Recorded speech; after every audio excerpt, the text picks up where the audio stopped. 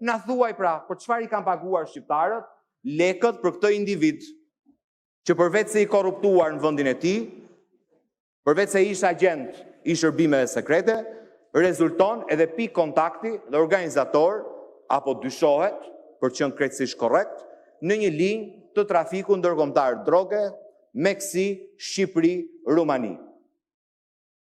A ke një përgjigje? Mos e ult kokën, ngrije kokën dhe përgjigju.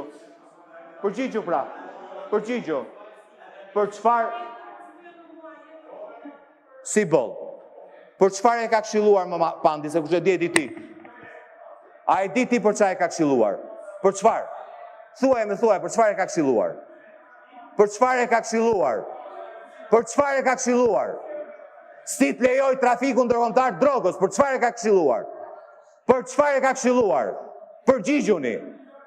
Për çfarë i ka paguar lekët nga taksat e shqiptarëve për një të korruptuar dhe një të lidhur me krimin organizuar dhe me trafiku ndërkombëtar drogës? Për çfarë e ka paguar lekët? Lekët e qytetarëve që i lini pa ilaçe në spitale.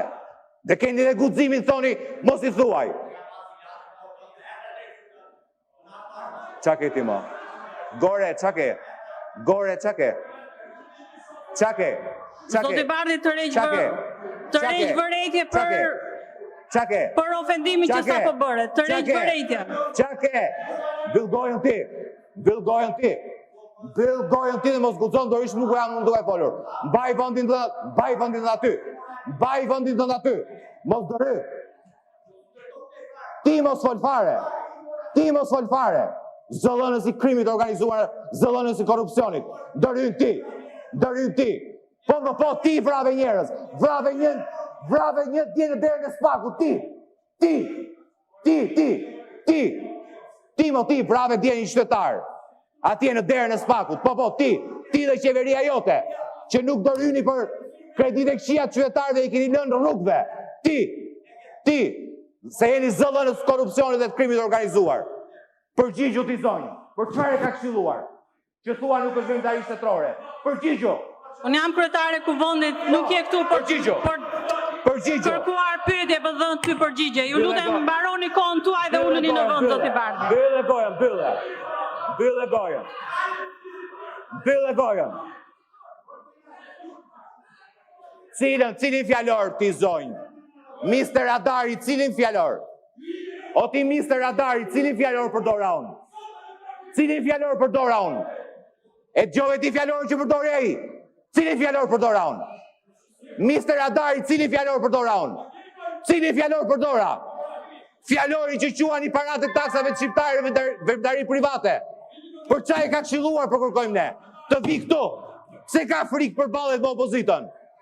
Pse ka frikë për ballet me opozitën? Vi këtu dhe thot, po e kam emëruar këshilltar, më ka këshilluar në këtë fush, ka kryer këtë punë dhe ka merituar të marrë lekët e taksave të shqiptarëve. Këtë po kërkon. Nuk ofendova askënd. Më ka shkruar që është veprimtari private. Të më thot për cilën veprimtari private e ka këshilluar ky zotëria këtë. Dhe duam patjetër një përgjigje.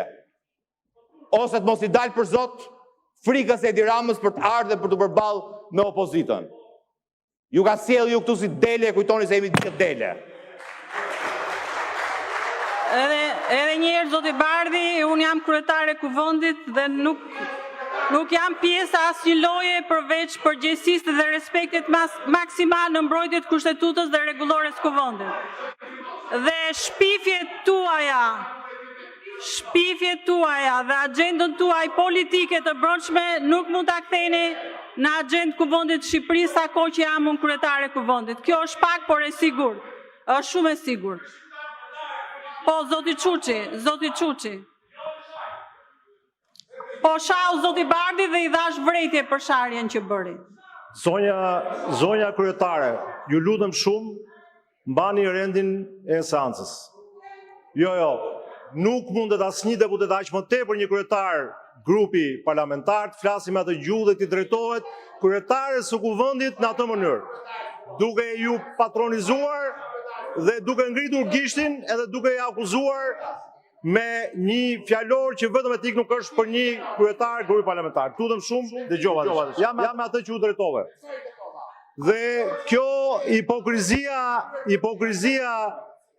në këtë parlament sigurisht që ka marrë për masa që lidhen me një fakt historik, me një shkollë dhe një politike të vjetër, edhe që i ka dalë boja tashmë. Se koha ku Damir Fazlić ule në Këshillin e Sigurimit dhe një këshilltar i marr direkt nga llumi i mafjes slave dhe i ulur në Këshillin e Sigurimit të Shqipërisë ka kaluar. Personi për cilën kryetari i grupit kërkoi interpelacë është një ish zyrtar i lartë i shërbimit inteligjente, madje me gradën general i një vendi të Bashkimit Evropian, i cili ka udhëhequr në mënyrë profesionale procese që lidhen me luftën kundër korrupsionit dhe krimit organizuar në Rumani. Tani, kryeministri shqiptar e ka marrë në moment ku nuk ishte më në pozicion. Kjo është e para. E dyta, nëse akuzohet në vendin e tij për vepra ndryshme, pa diskutim, ajo është një çështje e Rumanisë, jo e Shqipërisë. Në momentin që kryeministri është informuar për këtë gjë, sigurisht që nuk e ka më këshilltar, e ka larguar nga këshilltar.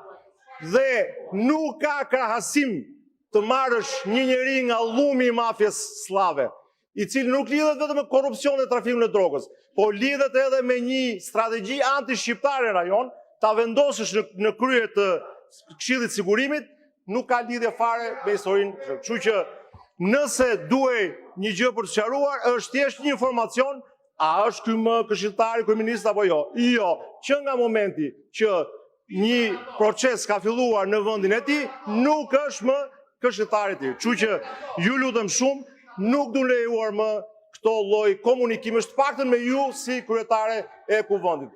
Dhe ju bëj thirrje që të merrni masa qoftë edhe nga kolegët e opozitës dhe nga kolegët e majorancës, në qoftë se ka fyrje ndaj kryetarës kuvendit, ti përjashtoni më njëherë. Faleminderit.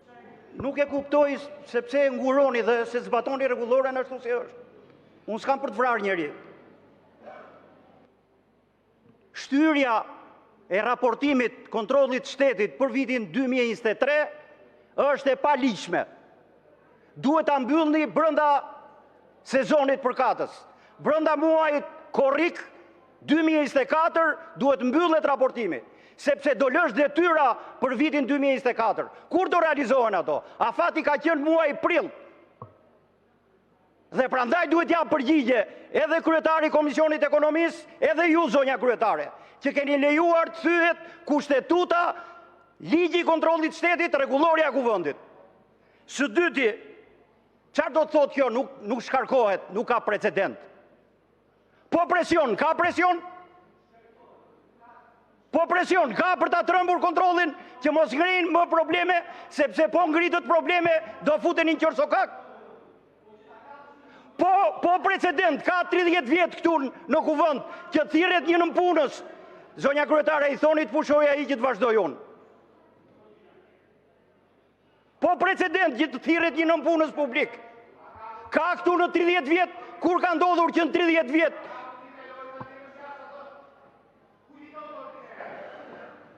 Ju lutem qetëso zoti Bardhi, se nuk pati. Nuk dëgjuam asnjë fjalor. Jo, zoti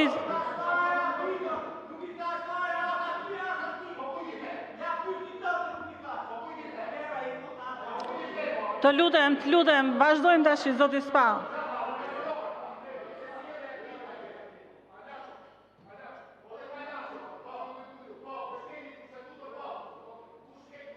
Zoti Spa, ju lutem përfundoni ose ta ndërpresim kaloj.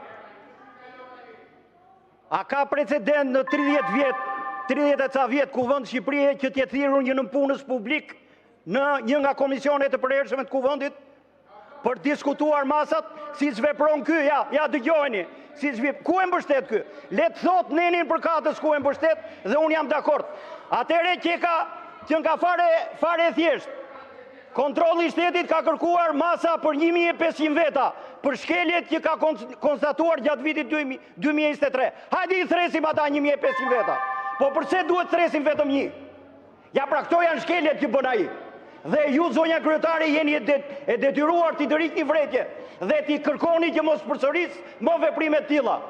Çfarë është këtu, anarshi është që të bëhet si do qefi njënit e tjetrit?